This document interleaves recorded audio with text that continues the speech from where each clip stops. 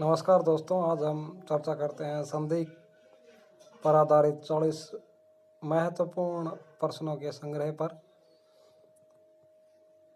तो शुरुआत करते हैं दोस्तों। पहला क्वेश्चन है, दो वर्णों के मेल से होने वाले विकार, यानी दो वर्णों का मेल हो और उनमें जो नया शब्द बनता हो उनमें कुछ ना कुछ परिवर्तन हो, तो उसे कहते हैं संधि। और दो वर्णों का मेल हो, कोई परिवर्तन नहीं हो, तो वो होता है संयोग।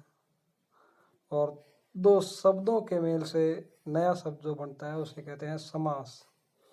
दूसरा सवाल, संधि कितने प्रकार की होती है? संधि 3 प्रकार की, स्वर संधि, व्यंजन संधि और विसर्ग संधि।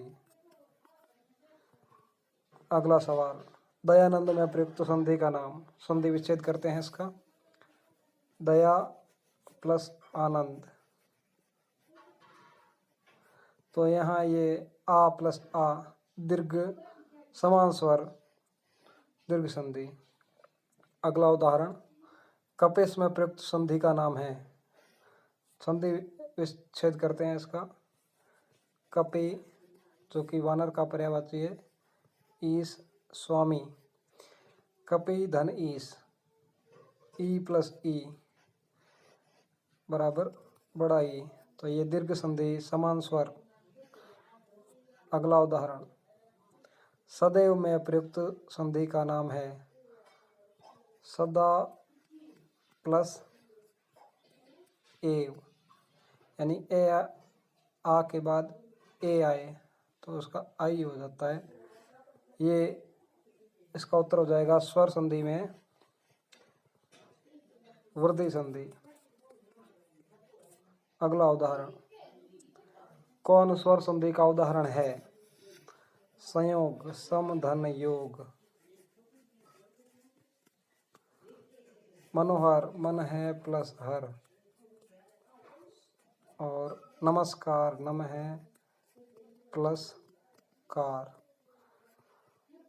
पवन, पो प्लस अन।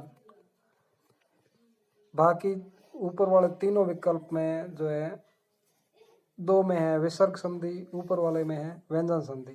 पवन जो है पो प्लस अन, पो यानी कि यहाँ दो स्वर वर्ण मिल रहे हैं, पवन, इसमें स्वर संधि है। अगला उदाहरण, पवित्र में प्रयुक्त संधि का नाम। इसका संधि विच्छेद करते हैं, पो प्लस इत्र,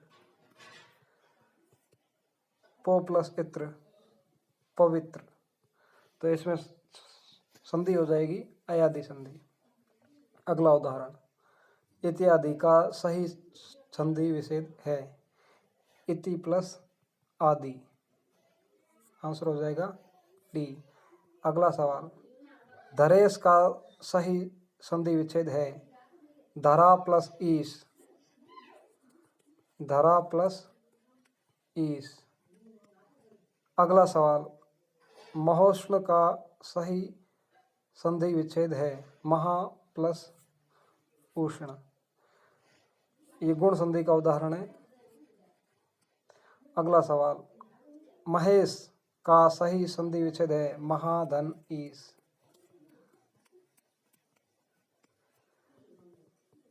गुण संधि का उदाहरण। अगला सवाल, अनुव्यय, अनु प्लस अय, उ प्लस ए, ये जो है यण संधि का उदाहरण है। इसका आंसर हो जाएगा सी,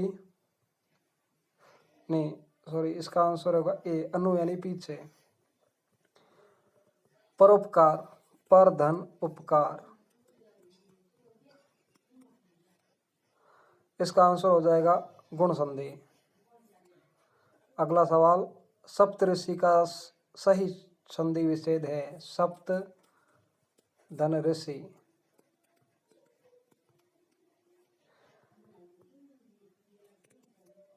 सप्त धन ऋषि, सप्तऋषि, इसका आंसर हो जाएगा सी। ये उदाहरण है गुण संधि का। अगला उदाहरण, स्वागत, सु प्लस आगत, उ के बाद। आ आया है और वो बन गया वा।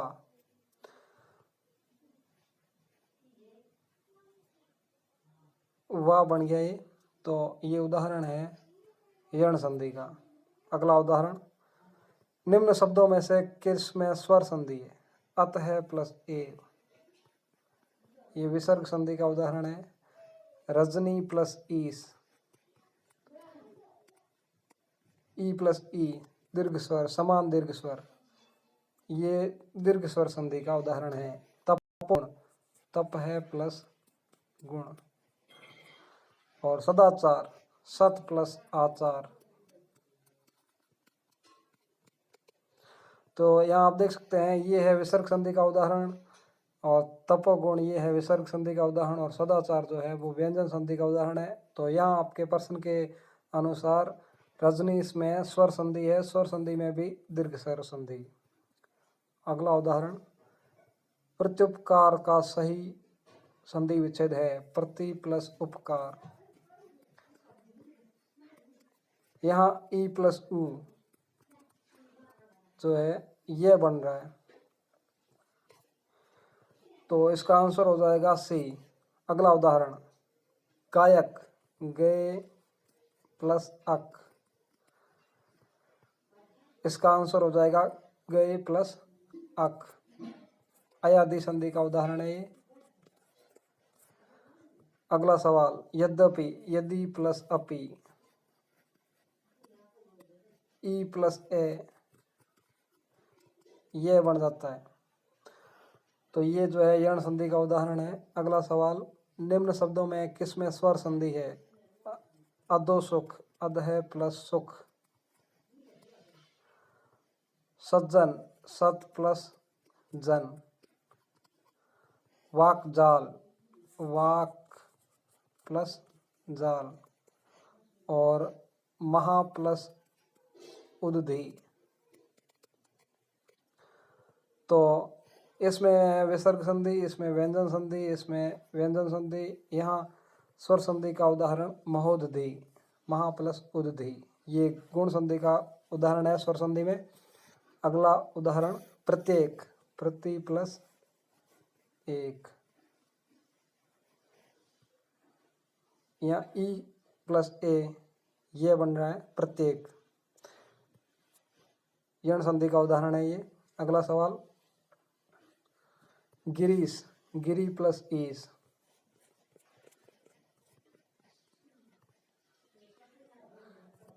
गिरी पर्वत का पर्यायवाची, ईस स्वामी। तो इसका आंसर हो जाएगा बी। और ये है दीर्घ स्वर संधि का उदाहरण। अगला सवाल, नायक, ने प्लस अक, यहाँ उदाहरण है ये अयादि संधि का। यहाँ अयादि संधि में आपके याद रखने वाला आए, आए, अव या आव का शब्द में उच्चारण होगा। लेकिन आपको ये ध्यान रखना है कि जब अयादि संधि के शब्द का आप संधि विच्छेद करेंगे तो उसमें जो दोनों संधि विच्छेद के शब्द होते हैं वो निरर्थक होते हैं, और जो दो निरर्थक शब्द मिलकर के, दोनों शब्दों के वर्ण मिलकर के उसको एक नया अर्थ देते हैं, जो अयादि संधि का उदाहरण होता है। और इस तरह से आप जैसे अयादि संधि और यण संधि में अंतर यहाँ देख सकते हैं। कुछ उदाहरण द्वारा स्पष्ट करता हूँ। जैसे शब्द है मानव, ये अब यहाँ उच्चारण हो रहा है, लेकिन इसका संधि विच्छेद है मनु प्लस ए। यहाँ उ और ए जुड़ के वह बन रहे हैं, जो कि यण संधि का उदाहरण है। एक और उदाहरण, जैसे दानव, इसमें भी अव का उच्चारण हो रहा है, लेकिन दनु यहाँ एक सार्थक शब्द है। जब आप यण संधि का संधि विच्छेद करेंगे और अगर ये वे की ध्वनि उच्चारित होती है तो उसमें एक शब्द जो है वो सार्थक शब्द होता है। दनु जो है राक्षस का पर्यायवाची है। दनु प्लस ए, दानव। अगला उदाहरण, जैसे पृथ्वी, पृथ्वी जो शब्द बना हुआ है पृथु प्लस ई, यहाँ उ प्लस ई जो है वो वह बन रहा है वी। तो ये जो है यण संधि के उदाहरण है। एक और उदाहरण देखते हैं यण संधि का इस तरह से, जैसे लाघव, लघु प्लस ए, जैसे गौरव, गौरव का संधि विच्छेद होगा गुरु प्लस ए। तो ये तमाम जो है यण संधि के उदाहरण है। अगला चंद्रोदय, चंद्र प्लस उदय, यहाँ ए और उ जुड़ के ओ बन जाता है। तो ये है गुण संधि का उदाहरण। अगला अभ्युदय, अभि प्लस उदय, ई और उ जुड़ करके ये का उच्चारण कर रहे हैं अभ्युदय। तो ये जो है यण संधि का उदाहरण है। अगला सवाल, स्वर संधि की कितने भेद है? 5। दीर्घ, दीर्घ स्वर संधि, गुण संधि, वृद्धि संधि, यण संधि और अयादि संधि। पांचों को एक एक उदाहरण के द्वारा समझते हैं। जैसे गुण, ये दीर्घ संधि में जो अगर आप संधि विच्छेद करेंगे तो बीच वाला शब्द इस तरह से होगा, जैसे आ, बड़ी ई की मात्रा में, बड़े ऊ की मात्रा में, और एक शब्द इस तरह से भी हो सकता है। ये है दीर्घ संधि के उदाहरण, दीर्घ। अब बात करते हैं गुण संधि की। गुण संधि के जो बीच वाले संधि विच्छेद के बाद आपको पहचान का तरीका है, ये ए या ओ या आर इस तरह से ध्वनि उच्चारित होगी, ए, ओ या आर।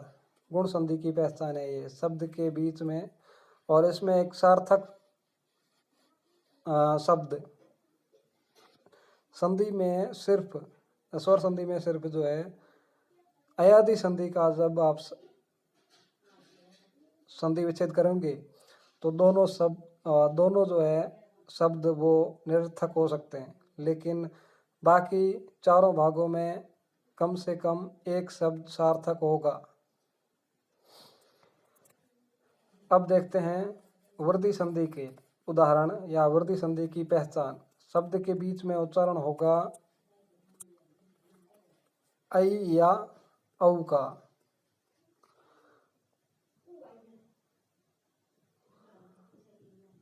ऐ या औ का। तो यह आप देख सकते हैं, ये जो पहचान है वो वृद्धि संधि की। अब बात करते हैं यण संधि की। यण संधि की पहचान में शब्द के बीच में ये, वे और र, इन तीनों का उच्चारण हो सकता है। जैसे ये, वे और र, ये की पहचान में जैसे उदाहरण के रूप में यद्यपि, यदि प्लस अपि, ये दे, ये बीच में दे प्लस ये या का उच्चारण हो रहा है। अगला जो है वो अयादि संधि। अयादि संधि में आप देख सकते हैं बीच में या शब्द के उच्चारण में इस तरह से आए, आए, औ या आव की ध्वनि उच्चारित होगी। अगला सवाल, स्वर संधि का उदाहरण है वागीश, वाक प्लस ईस। ये है व्यंजन संधि का उदाहरण, तो ये स्वर संधि का उदाहरण नहीं है। दिक प्लस अंबर, ये भी व्यंजन संधि का उदाहरण है, स्वर संधि का नहीं है। दुष्कर्म, दुह प्लस कर्म, और ये उदाहरण हो जाएगा रत्न प्लस आकर, स्वर संधि का उदाहरण रत्नाकर, ये इसका आंसर है सी। अगला उदाहरण व्यर्थ, वी प्लस अर्थ, ये वी प्लस यानी कि ई प्लस ए जुड़ के ये की ध्वनि उच्चारित कर रहे हैं, तो ये ई प्लस ए, इसका आंसर हो जाएगा ए। अगला सवाल महोदय, महा प्लस उदय, गुण संधि का उदाहरण है ये, इसका आंसर हो जाएगा डी। अगला सवाल राकेश, राका प्लस ईस, इसका आंसर हो जाएगा डी। वातानुकूल, वात प्लस अनुकूल, यहाँ आपको ये अनुकूल आंसर हो जाएगा ए। अगला सवाल प्रत्युत्तर, यहाँ ये मिस्टेक है लिखने में, प्रत्युत्तर, इसका संधि विच्छेद हो जाएगा प्रति प्लस उत्तर, आंसर हो जाएगा बी। अगला सवाल विश्वामित्र, विश्व प्लस अमित्र, ये ए और ए जुड़ के आ का उच्चारण कर रहे हैं, समान स्वर, दीर्घ स्वर संधि का उदाहरण है ये। अगला सवाल सूर्योदय, सूर्य प्लस उदय, ए और उ जुड़ करके ओ का उच्चारण कर रहे हैं, गुण संधि का उदाहरण है ये। अगला सवाल उल्लेख, उत प्लस लेख, यहाँ ये तय जो है लय का उच्चारण करने लग जाता है, व्यंजन संधि का उदाहरण है ये, तो इसका आंसर हो जाएगा बी। अगला सवाल अत्याचार, अति प्लस आचार, ई और आ जुड़ करके या का उच्चारण करने लग जाते हैं, तो इसका आंसर हो जाएगा डी। अगला सवाल निर्विकार, निह धन विकार, विसर्ग संधि का उदाहरण है ये, विसर्ग। अगला उदाहरण सत्याग्रह, सत्य प्लस आग्रह, यहाँ आप ऐसे बीच में ये देख करके यण संधि का उदाहरण, यण संधि का अंदाज मत लगाना। इसमें आप देख सकते हैं यहाँ ये के साथ ए और आ जुड़ करके आ बन रहा है, ये दीर्घ स्वर संधि का उदाहरण है। अगला उदाहरण काव्योर्मी, काव्य प्लस उर्मी, कवि धन उर्मी नहीं होगा, काव्य प्लस उर्मी, ए और उ जुड़ करके ओ का उच्चारण कर रहे हैं, तो यहाँ ये इसका आंसर हो जाएगा बी। अगला उदाहरण सन्मार्ग, सत प्लस मार्ग, व्यंजन संधि का उदाहरण है ये, तय जो है न में तब्दील हो जाता है, व्यंजन संधि। अगला उदाहरण पर्यावरण, परि प्लस आवरण, ई और ई प्लस आ जुड़ करके या का उच्चारण करने लग जाते हैं, यण संधि का उदाहरण है, स्वर यण स्वर संधि का उदाहरण है, और इसका आंसर हो जाएगा परि प्लस आवरण।